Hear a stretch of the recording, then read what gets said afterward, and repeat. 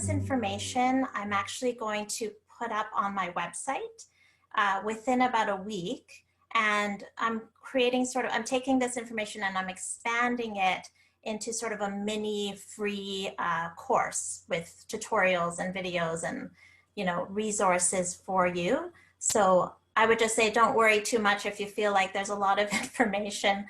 You can get back to it. So I'm just going to share my screen. I really hope this works.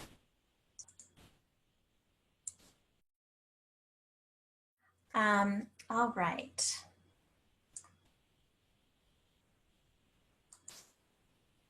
So I just want to preface this with saying that this webinar is, of course, for educational purposes only, not intended to diagnose, treat, or cure, or prevent, especially COVID-19. This is simply just for educational purposes. And Jacob already mentioned all of this, but yes, I've been practicing for 18 years. I'm a doctor of Chinese medicine, registered acupuncturist. I started out working in Vancouver, and then I switched and I worked in Kitsilano, and now I'm actually in my home clinic in Deep Cove in North Vancouver. So it's really been a nice transition to be able to work from home. I graduated from the International College of Chinese Medicine in Vancouver in 2002. And I did my internship then as well. And my focus in my clinic is women's health, also fertility, pregnancy. I treat a lot of pain management, and I do a lot of cosmetic acupuncture. So Chinese medicine has been used for thousands of years. It's the most experienced form of medicine in the world. It continues to be widely used and it's highly respected. Today, it's actually used by 2/3 of the world's population. And there's a Chinese saying that goes, excellence comes from experience. And I think this really rings true with Chinese medicine. It's very safe and effective because Chinese medicine practitioners will tailor their treatments to the individual. And many people might just sort of think of acupuncture when they hear traditional Chinese medicine. But it's actually more than that. It consists of acupressure, something called moxibustion, which we'll be getting into later in the slides, Chinese herbal medicine, of course, cupping, and nutrition and food cures. One sec, I'm just gonna move this. Sorry, 1 second here. All right. So Chinese medicine views the body as a garden. So you have to nurture and tend to your garden. You have to water it, pull out the weeds, be mindful of any pests, look at your garden every day to notice any subtle changes to make sure that your garden flourishes. On the other hand, in Western medicine, the body is seen more as like a machine with different parts that are sort of separate from one another. So we typically wait until something breaks and then we see a mechanic to fix or replace that part. So in this Chinese medicine model of seeing the body as a garden, we're actually learning to take care of ourselves on every level. So physically, emotionally, and mentally, so that sicknesses don't develop.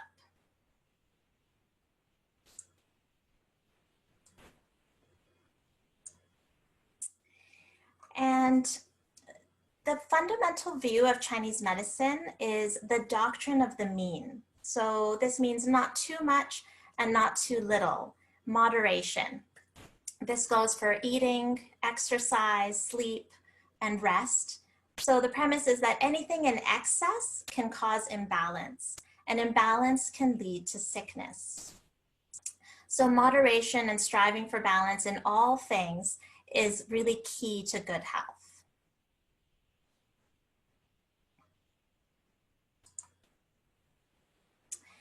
So Chinese medicine aims to strengthen the body as a whole to allow the immune system to function properly. So because Chinese medicine treats the whole body and all the organ systems are of course interconnected and related to one another, today's talk is essentially going to be about making a shift in your whole health and your lifestyle.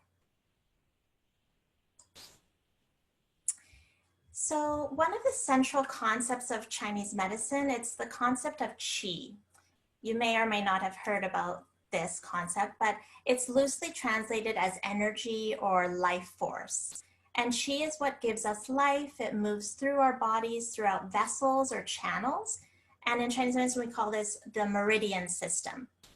And the aim of Chinese medicine is to promote this movement of qi in our bodies, because these meridians connect with our internal organs and they nourish the organs with qi, with blood, and with nutrients. So illness is essentially due to a blockage in the flow of qi within this meridian system. So that's why it's always important to try to keep that qi flowing through and to also have an adequate amount of qi flow.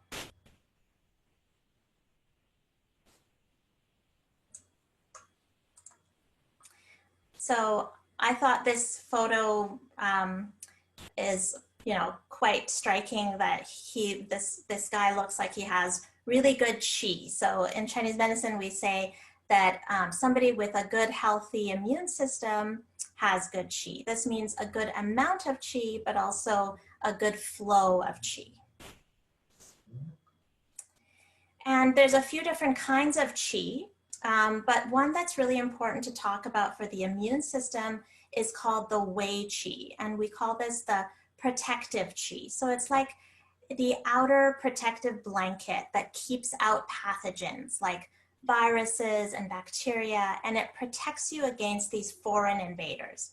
So the lungs control the movement of the Wei qi, and the digestion produces more Wei qi. So to have proper functioning Wei qi, we have to have good functioning lungs, and most importantly, we have to have proper digestion. And an analogy I really like to illustrate how Chinese medicine thinks of the immune system is the analogy of the thief and the house. So imagine that your body is the house and external pathogens like viruses or bacteria are the thief. So you want to do everything you possibly can to prevent a thief from entering your house. So you'll need to lock your doors, close your windows. Maybe you'll have a locked gate or an alarm system in place. And so having these security measures is like strengthening your Wei qi for your body. So let's say you're not, say, sleeping well or eating enough or eating the right foods, or managing your stress and all the things we'll be talking about today. It's like you're leaving your door wide open for the thief to get in. So in the case of our bodies, we're increasing the likelihood of allowing these external pathogens to enter. So right now with the pandemic, we can think of this thief as being extra clever, and even maybe the thief has special tools or gadgets to get into your house very quickly. So that's why right now it's even more of a crucial time to work on strengthening your Wei qi and forming just good, healthy habits. And so this is a topic that might be kind of controversial. A lot of people might believe that getting cold doesn't actually make you catch a cold. And perhaps it's just an old wives' tale, but actually Chinese medicine says that this is very true. So, and this is of course, again, according to the function of the Wei qi. So the wind and the cold penetrate the skin and disrupt the circulation of Wei qi, which then weakens and blocks the Wei qi. And the wind and the cold, they tend to first enter through the back of the neck, the shoulders, and the head. And that's why sort of the first sign of coming down with something is that uncomfortable, stiff feeling that you might get. And science actually does agree with this somewhat, because science says that being cold increases stress in your body, and it also reduces blood flow. So both of those things will weaken the immune system. So one thing that I always tell people is to try to cover up and protect themselves against this wind and cold. And here in Vancouver, I think we do a really good job of that already. I always see people wearing a lot of layers. So in Chinese medicine, there are 4 things that contribute to having good qi. And those things are diet and nutrition, exercise, adequate rest and relaxation, and also a good mental attitude and doing good work in the world.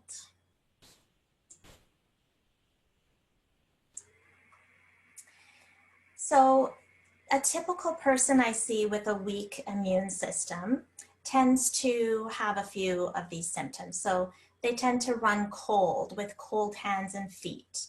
They may tend to have lower energy or perhaps a weak digestion, poor appetite, bloating after they eat, or feeling really fatigued or tired after meals. They may have a tendency to looser bowel movements or diarrhea. They also might have difficulty focusing and concentrating. So if you can relate to any of these symptoms, you're possibly someone who has to work on strengthening your qi.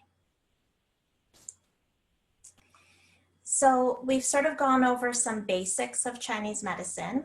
Now I just want to get into what you can actually do right now for better health and for better immunity.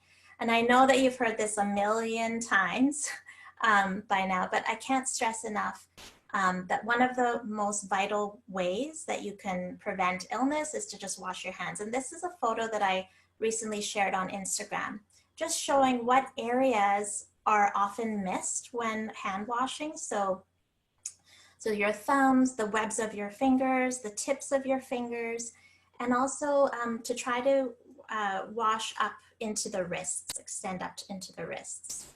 And the CDC actually says that if you do wash your hands correctly, this can reduce the rates of the common cold by up to 21%. So super easy, why not do it? So now we come to sort of my favorite topic, and that's diet. So these days, diet is, open to a lot of differences in opinion. There's a lot of debate about what kinds of diets are the best, what's healthy, what's not healthy. I personally find it very confusing, but I have to say that Chinese medicine has done a really great job. It has very simple and clear structures when it comes to diet. It's not a fad. It's written about diet for centuries. It's very common sense, and it's just guidelines to healthy, balanced eating. It's very easy to implement Chinese medicine diet strategies. It's not difficult to implement, and it's very easy to maintain. So the Chinese medicine basically just has a very strong focus on easy to digest foods. And we're going to talk about what are easy to digest foods in a second. So in Chinese medicine, and I think it's really important to talk about how Chinese medicine views our digestive processes so that it's clear later on what I'm actually going to be recommending. So Chinese medicine, digestion is considered a warm transformation. So this means that warm energy is needed. In Chinese medicine, the stomach is referred to as the cooking pot. So it takes the food and liquids that we put into our bodies and it mushes it into a soup, 100-degree soup. So in order to properly digest our foods, there has to be enough heat and fire under this cooking pot. And after the foods are broken down in the stomach, it's the spleen system's job to transform these nutrients in order to produce more qi and more blood. And the more qi and blood you have, the stronger your immune system will be. So I always say to people to try to have more warm cooked foods instead of cold raw foods. And just a general rule of thumb is to have 80% of your diet being cooked foods and 20% being raw foods.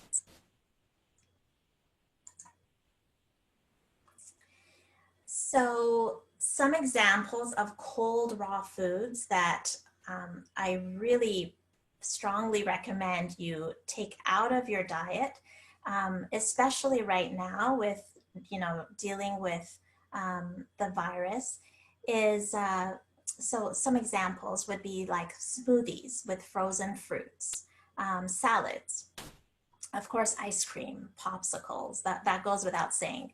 But even sushi or iced beverages. A lot of people like to have yogurt for breakfast. That's actually a big no-no in Chinese medicine. You don't want to have fruit straight from the fridge. So if you're sort of dying to have cold foods, I would recommend to balance cold foods with warm foods. So for example, if you have a big salad, you'd want to follow it with a warm cup of water or a herbal tea. Or you may want to add chicken breast or salmon or some cooked foods to your salads, or a boiled egg. You may want to leave your frozen berries out of the freezer overnight before you use them in your smoothie the next day. So those are just some little tips for that. But in Chinese medicine, definitely cold and raw foods are a big no-no. They'll stagnate your digestion, and then your body has to work so much harder to digest those foods. So proper hydration is a big one, particularly with the virus and just for your immune system in general. So always drink warm or hot water instead of cold water.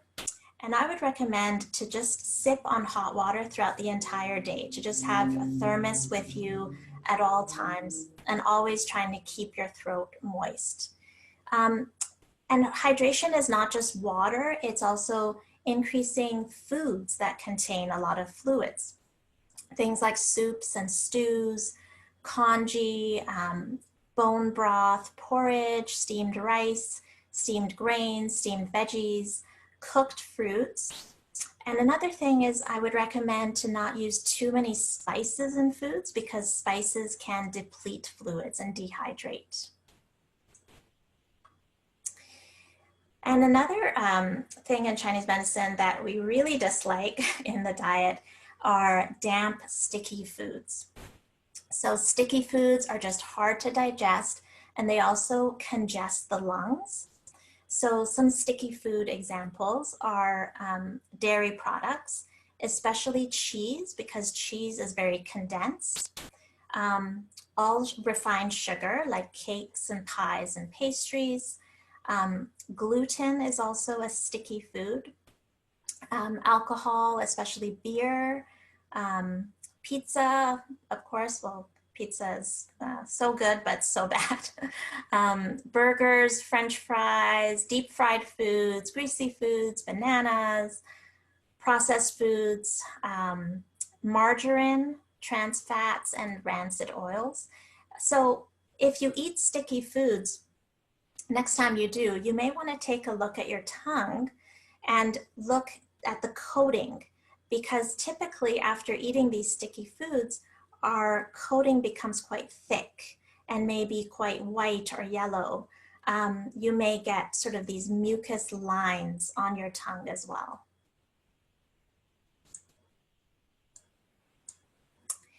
So how about how to eat? Chinese medicine has a lot to say about this as well. So you want to eat at regular times every day. I don't recommend intermittent fasting right now. I don't recommend to skip meals. So at the same time that you don't want to skip meals, you also want to give your digestion a little bit of a break between meals. You don't want to overeat or undereat. Try not to eat late at night. I would say after about 8 o'clock, you'd want to stop eating and maybe just drink tea or drink hot water after 8 o'clock. You don't want to drink cold beverages along with meals. And also it's important to not be mentally and emotionally stimulated while eating, because that can disrupt the digestion. So for example, having stressful conversations or difficult conversations, or watching the news, or reading a book or studying while you're eating can disturb the digestive system. You don't want to eat on the go. Instead, try to sit, enjoy your food, chew thoroughly. So all these tips just help your digestion to work better, and a healthy digestion is really key to a good functioning immune system. And so Chinese medicine's philosophy is that our bodies are in tune with nature. So it's important to eat according to the seasons. So for example, in spring, it's a time of renewal and movement after being a bit more sedentary through the winter. It's a time when you can incorporate fresh greens, green onions, cilantro, parsley, and other veggies and fruits, while still eating the majority of your food being cooked foods, or at least lightly cooked foods. Summer is a time when you can take advantage of a lot of more sort of fresh fruits and veggies and have them being more raw, because your body is better equipped in the summer to digest these cold foods. So some summer foods are things like fresh greens or watermelon or peppers. But just as a side, if you do suffer from a lot of bloating or looser bowel movements, you still want to stick to more cooked, warm foods. In autumn, we're sort of starting to transition to cooler weather and shorter days, so you can start to have more soups and stews, roasted root veggies like carrots, sweet potatoes, beets, and squash, and you can drink more teas with some added ginger to it. And then in winter, it's sort of a time to go inward, a time for restoration and reflection. So we can cook our foods slower to add more heat to our foods. And we can add also more warming spices like cinnamon, dried ginger, cloves, pepper, and cumin. And during the winter, I highly recommend to completely avoid any frozen treats like ice cream and cold foods and smoothies and salads. So in Chinese medicine, we have a 24-hour organ clock. So it's divided into 12 two-hour intervals. And each 2-hour interval has a specific organ which is at its strongest point. So for example, you want to eat a nutritious breakfast between 7 to 9 a.m. because that's the stomach time. So that's when the stomach is strongest to be able to digest those foods. And then between 9 to 11 a.m. is an important time to just digest and turn these nutrients into energy. The spleen is the strongest at that time. And you want to avoid eating too much between 7 to 11 p.m. because 7 to 11 p.m. is the sort of 12 hours after the strongest time of the stomach and spleen, which makes that the weakest time for the stomach and spleen. And also it's important to try to have sort of one daily bowel movement, and the best time for that is between 5 to 7 a.m. because that's the strongest time for the large intestine. So I recommend first thing in the morning when you wake up to drink 2 cups of warm water to help flush the large intestine.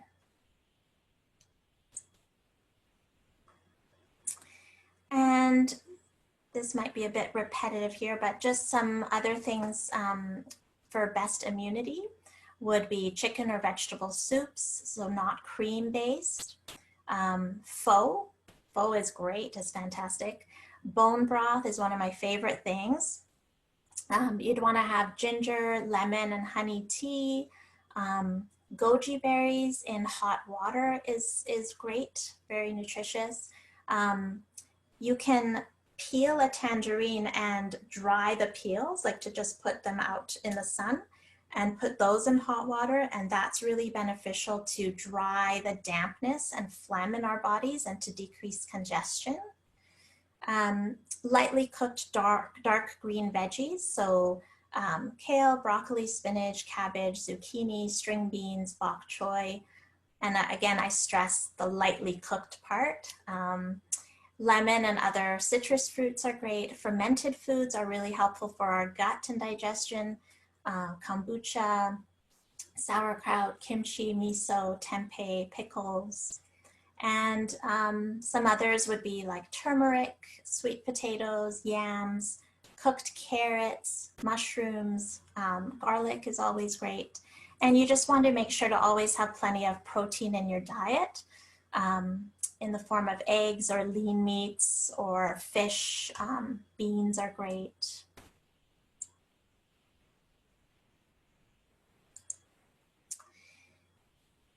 So just to talk a little bit about rest and exercise. So again, going back to this doctrine of the mean. So trying to be moderate. So try to move your body daily. In Chinese medicine, we say if you don't do that, your body can sort of get mucked up with this stagnation. So stagnant qi and blood, dampness and phlegm, just congested. But at the same time, you don't want to overdo it. So you don't want to over-exercise because over-exercise can actually consume the qi.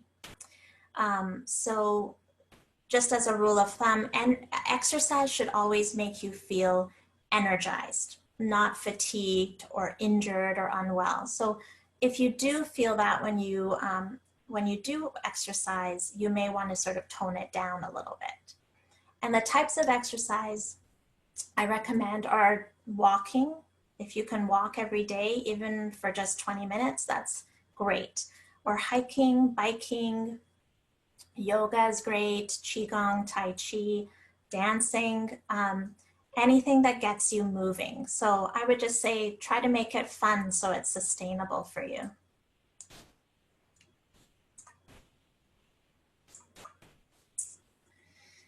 So sleep.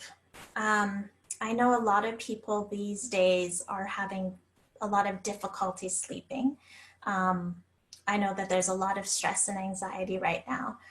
I would say to you, the more sleep you can get right now, the better. So sleep like it's your job. And those hours before midnight are very, very important. So they actually say that the hours of sleep you get before midnight can actually count as double. So try not to go to bed later than 10:30. For those of you that are having a little bit of stress and anxiety, you may want to do a little bit of writing before bedtime. Just maybe write down everything that's on your mind to sort of release those things. Reading before bed is great, and try not to read on screens. Try to limit caffeine, so no caffeine after 2, and just to have a good sleep routine. And they say that actually sleep deprivation of less than 7 hours a night has been shown to triple your chances of getting sick.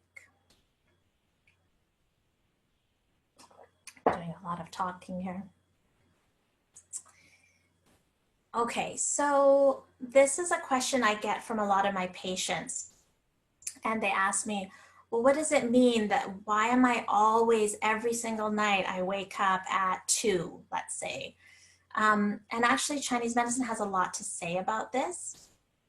So there could often be underlying physical and emotional meanings involved to waking up at the same time every night. So if we just go back to the Chinese medicine organ clock, so let's say you wake up every night between 11 p.m. to 1 a.m.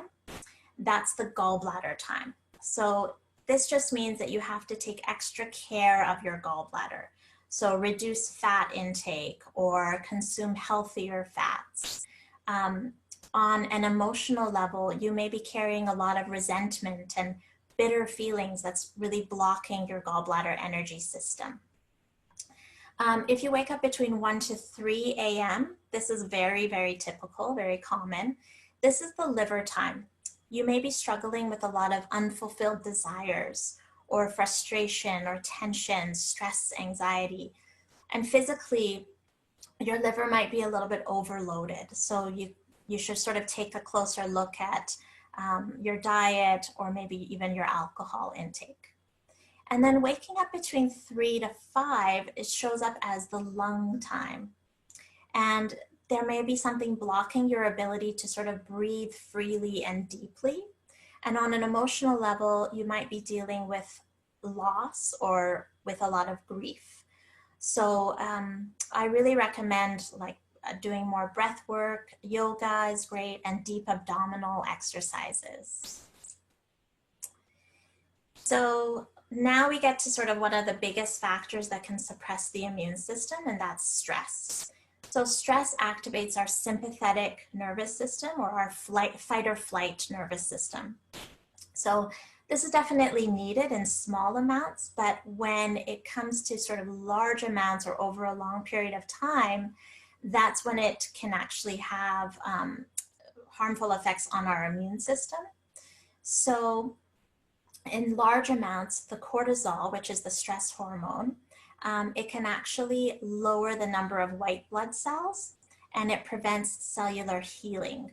So Chinese medicine aims to bring you into a parasympathetic state, so a more relaxed, calm state of healing. I do have a couple of self-acupressure points that I can show you after the slides that will help with stress and anxiety. So happy people, they tend to have stronger Wei Qi, or that protective Qi that I was talking about. And too much mental, emotional activity, we say that it consumes the Qi. So it makes us age more quickly, heal more slowly, makes us more prone to disease and attack by these pathogens, so the viruses and the bacteria. So as much as you can, do things that bring you joy. Maybe have a hobby, get plenty of fresh air, get plenty of sunshine if possible. Meditation is always important. Mindfulness is great. Try to avoid triggers. So if, let's say, watching the news is really a trigger for you, maybe avoid that for a little while and see how you feel. Decluttering your living space is important. Reading is great, just practicing self-care and just practicing the art of letting go helps a lot. So Chinese herbal medicine. Chinese herbal medicine is, of course, really helpful for immunity, but also it just helps, honestly, anything under the sun. And often when people think of Chinese herbs, they may just think of sort of those raw herbs that you see in the herbal shops in Chinatown, and that you have to boil it and then it stinks up your apartment and then it's difficult to drink it. But nowadays, it's not like that anymore. So of course there is still the raw herbs, but personally in my clinic, I have pills. I also have concentrated powders that you just mix into hot water and you drink it like an instant tea, so it's very easy. There's also tinctures. And there is a very famous Chinese herbal formula. It's called Yu Ping Feng Sense, or Jade Windscreen is the translation. And this is typically taken every day for just prevention in the cold and flu season. It's very common in China. So it's very safe and gentle and everybody can take it. And then acupuncture, of course, I'm a huge fan of acupuncture, but regular acupuncture treatment stimulates blood and lymphatic circulation. It reduces inflammation, it boosts your qi, and it speeds healing. I just thought I would add this in there. Of course, right now, most acupuncturists are not working in their clinics, but hopefully at some point that will change. So self-acupressure is a topic that I love because it's something that you can do at home, basically wherever you are. So really, what is self-acupressure? It's just basically acupuncture without the needles. So you just use your hands and fingers to stimulate the points. And it's really the same point locations and the same functions as acupuncture. It's super easy to learn and to implement. And when you do it consistently, and when I say consistently, I mean, a couple times a day at least, it's very, very effective. And to be honest, it could actually even be more effective than acupuncture, because with acupuncture, you have to do, let's say, in the West, it's more like a once a week or once every other week type of treatment. Whereas with acupressure, you can do it as much as you want, and then it's going to be more effective. And what does acupressure do? So it stimulates the nervous system, it promotes blood flow, creates balance, and it basically helps your body to heal itself. So it facilitates the body's own healing mechanisms.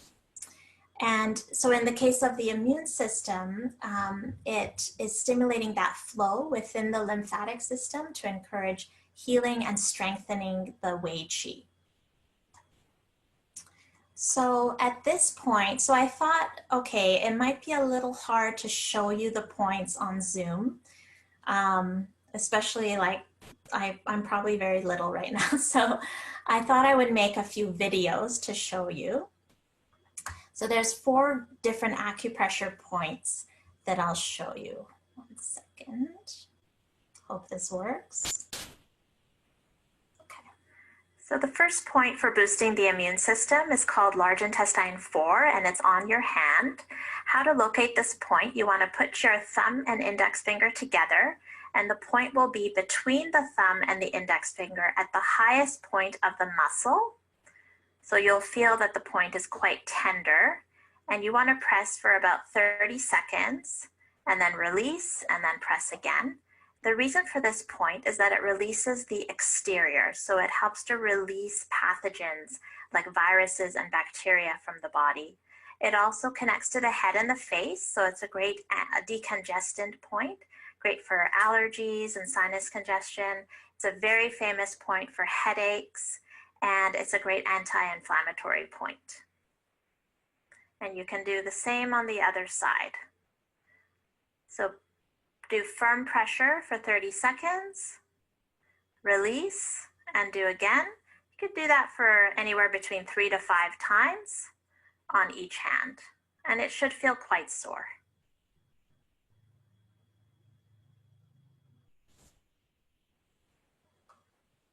The next point to boost your immune system is called large intestine 11. And how to locate this point is, first of all, it's on your elbow. And you'll just see that there's a crease here, and you can feel the bone. And the point is midway between the end of the crease and the bone. And the reason for this point, it's a great point to clear heat. So it's great to reduce fever and clear toxins from the body. It also releases the exterior, so it clears the viruses and bacteria. It's also a great point for cough. And you just want to massage firmly, again for about 30 seconds, release, and do it again for about 3 to 5 times, and then do the same on the other side.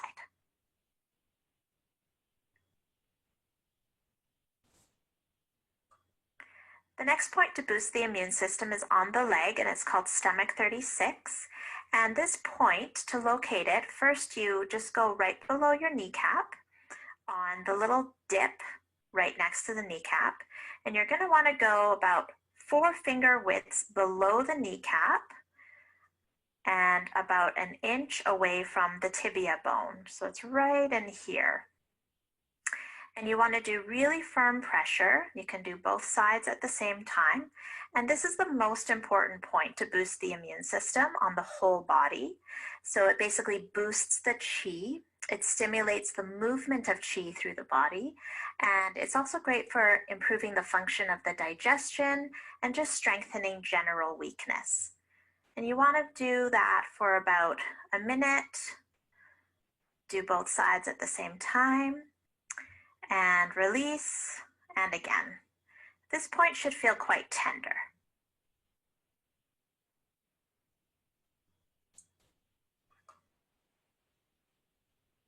The last point I'll be showing you to boost the immune system is on the feet, and it's called liver 3. To locate the point, it will be between the big toe and the second toe. You find the web, and you just move an inch away from the web. And you want to just place firm pressure on both feet at the same time with your index finger. About 30 seconds, release, and again for about 3 to 5 times. And the reason for this point is that it works really well with the point on the hand, large intestine 4, to release the exterior. So again, to release the viruses and bacteria from the body. And also it's a great point for depression and anxiety and just that feeling of tension and irritability.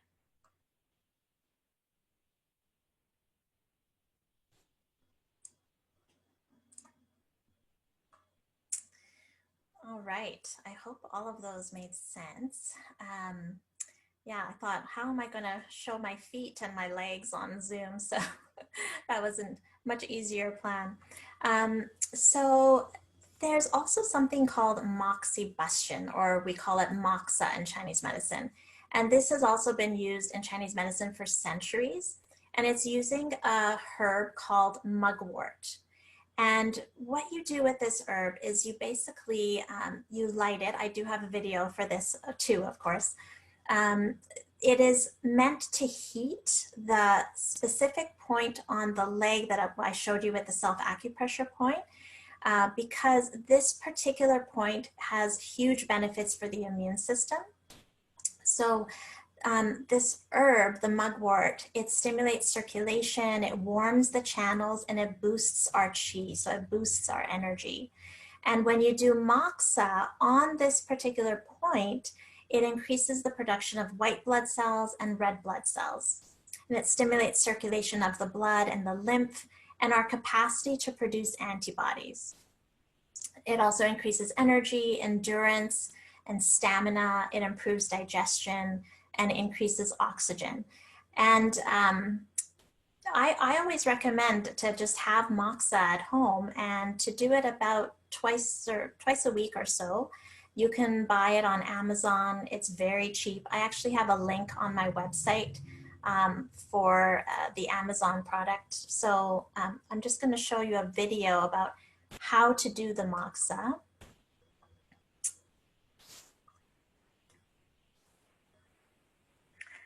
Okay, so once you've lit your moxa, all you do is you have it at a comfortable distance from your skin. So you want to do moxa on stomach 36, which is just about a hand width below your kneecap and just about 1 inch from your tibia bone. And you want to do that for about 5 minutes on each side. Typically, you'd want to do it for about 2 to 3 times a week. Same on the other side. And you want to just sort of go at a circular motion instead of staying stationary so that it doesn't get too hot.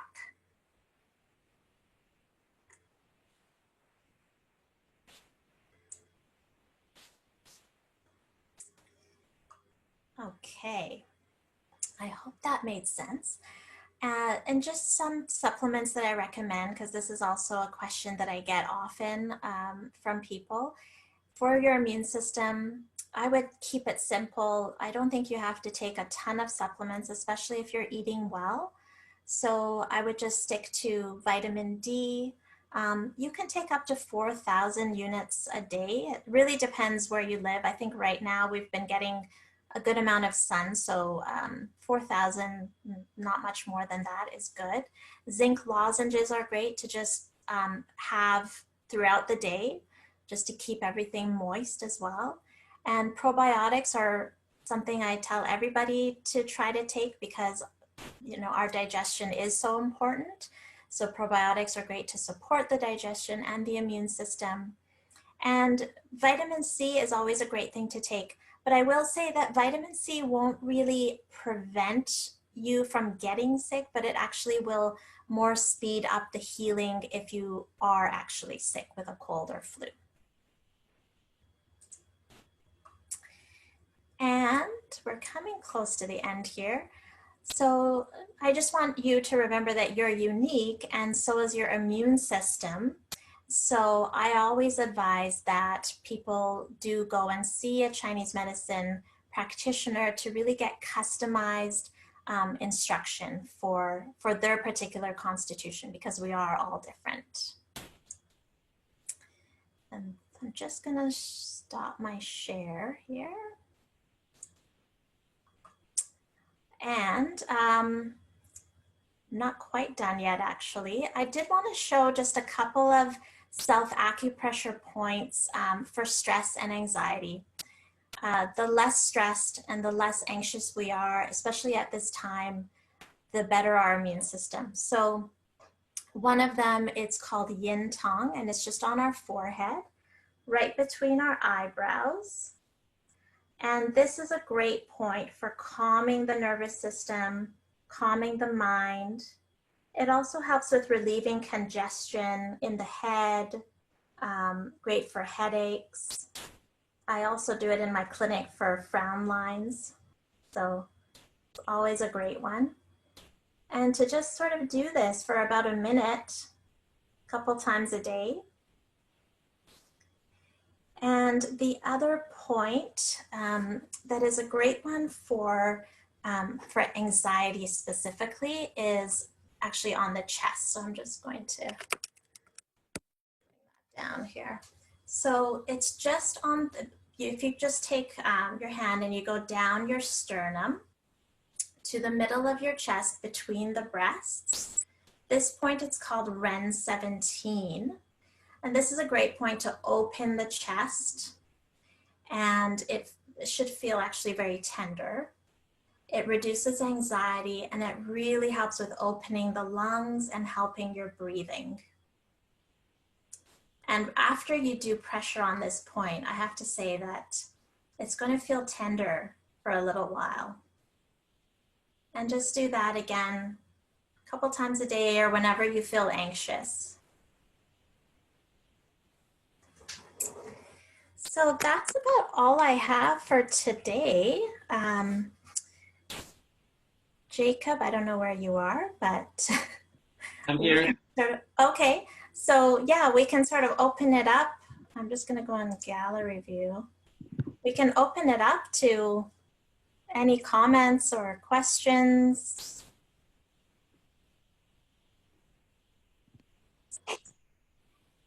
It was wonderful. Thank you.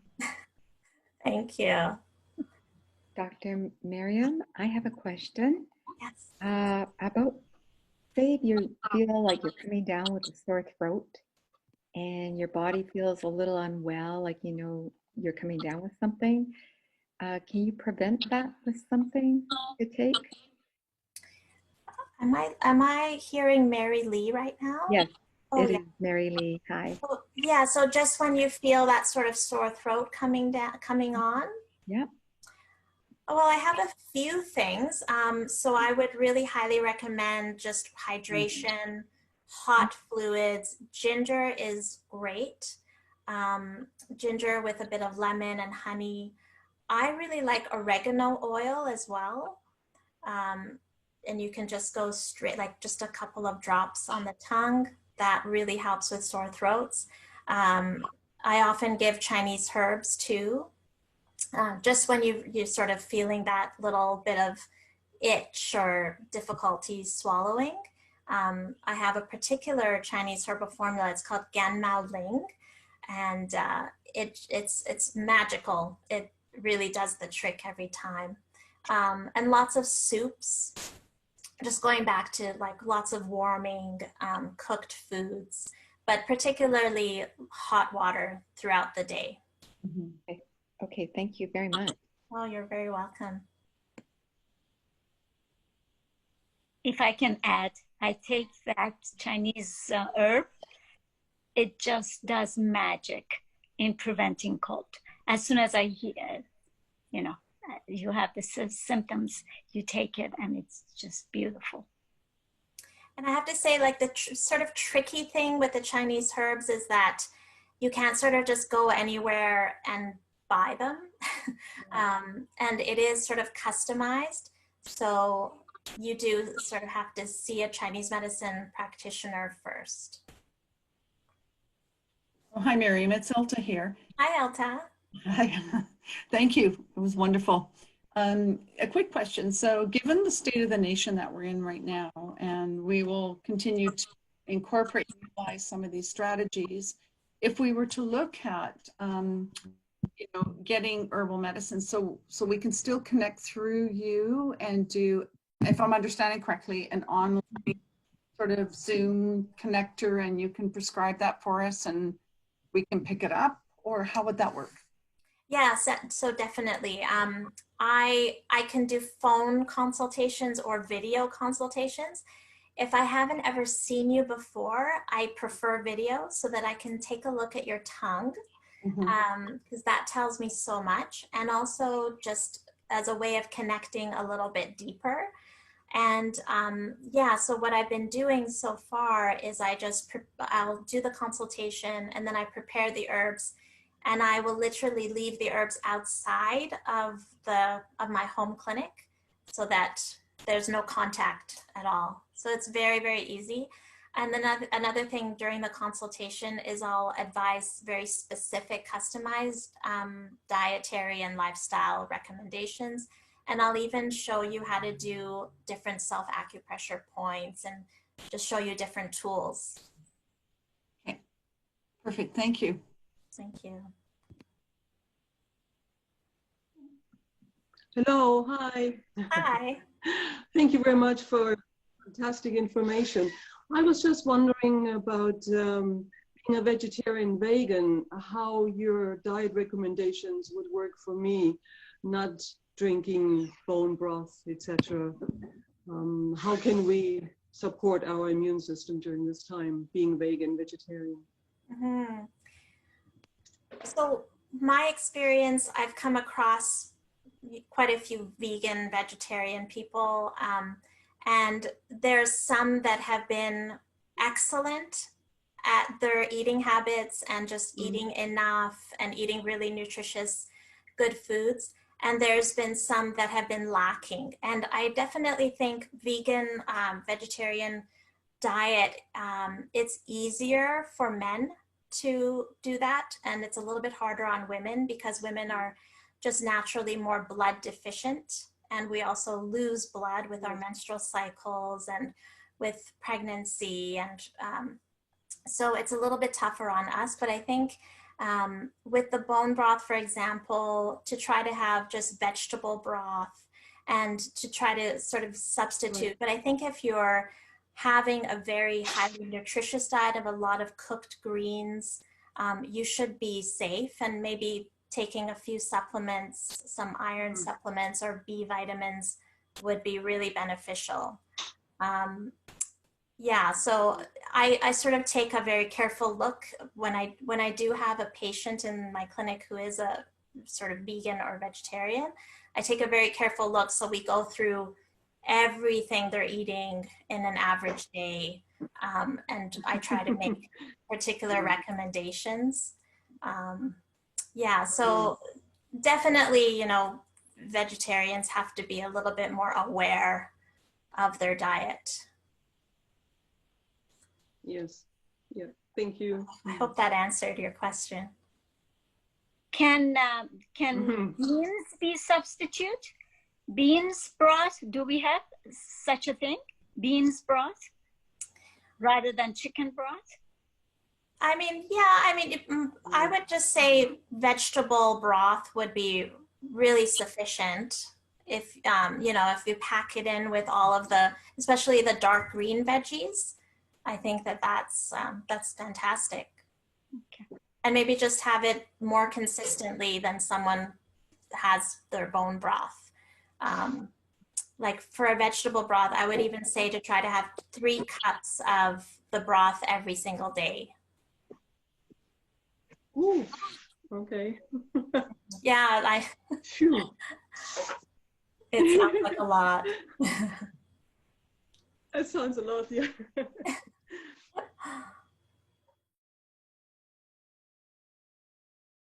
I was wanting to ask about, you know, respiratory congestion. Like, you know, what would you recommend for that? The same thing as you recommended for sore throats, or is there some different regimen? Um, so I think for respiratory congestion, breathing is very important. So just trying to do a lot of breath work, um, and being active. So trying not to sort of have a very sedentary lifestyle to open the lungs. And again, just, you know, going back to warm cooked foods and warming liquids. So it would be very similar to sore throat. And that point that I showed on the chest, Yes. that's a beautiful point for congestion. Mhm. Yeah. Do you have any acupressure points to deal with acid reflux? And thank you so much for teaching us all this. Oh, you're so welcome. Yeah, so for acid reflux, there is actually a point that I don't even do it with acupuncture, but it's a great point for acupressure. And I can show it to you right now. It's actually right in this dip right here.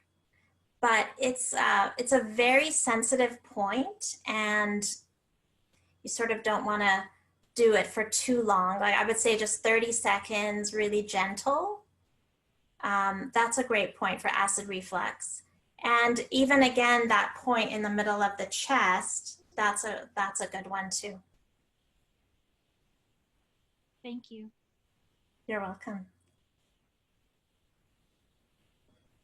I think I saw Joni had a question. Hi. Thank you, Maryam. That was Oh, such you're a so great welcome. seminar. I was just wondering about like the gua sha as a tool to say like relax or invoke the parasympathetic nerve system. Is that something you'd recommend? Because I noticed one of the pressure points was like on the face. I'm curious about its effectiveness. Yeah, so I didn't get into gua sha just, yeah, I would have actually loved to, but I didn't think there'd be enough time. Gua sha is excellent. So it's basically just for anyone who doesn't know, it's using a jade stone. There's also rose quartz stones that are used nowadays. And it's a great point, this one, the one in the middle of the forehead, to just take the stone. You could put a little bit of cream first if you have dry skin, and just go up and down with the stone. It's hard to show without the stone on me, but also to do the upper shoulders with the gua sha. And even if you have somebody else at home to help you, they could do it on your upper back, just on either side of the spine. Okay. And those are all really great to just calm and ground your energy. Great.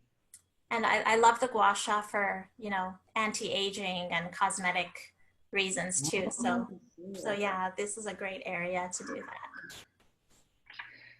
that. Do you sell the gua sha? And you mentioned like drop off herbal service. Because I mean, I didn't know. It's like, is jade better than rose quartz? And you know, you go to these hipster stores, and you don't know. I don't know. Are they ripping me off? You know, it's funny. I honestly think they're about the same in you know what they do and their quality, but the rose quartz sells so much better from my experience. I think it's just because it's pink and it's pretty. So I have sold both. I don't have rose quartz at the moment, but I do have jade. Okay. And yeah, it's sort of a hot seller, I have to say. Yeah. Oh, And yeah. I have tutorials too that I would point you to. That yeah, if the cosmetic was something that you were looking for, to show you how to do it. Because most people look at it, they're like, well, what do I do with this? So the tutorials are really helpful. I want to say thank you very much. It was the most interesting and informative and well presented information on traditional Chinese medicine. Thank you so much. And Thank you thank you, very Banya. much. Thank you so Okay, much for coming. It really was a pleasure to do this. It was well received. Thank you. Thank you. Good night. Good night. Thank you. Good night. Good night, everybody. Good night. Be well and be safe. Yes, you too. Stay safe. Thank you.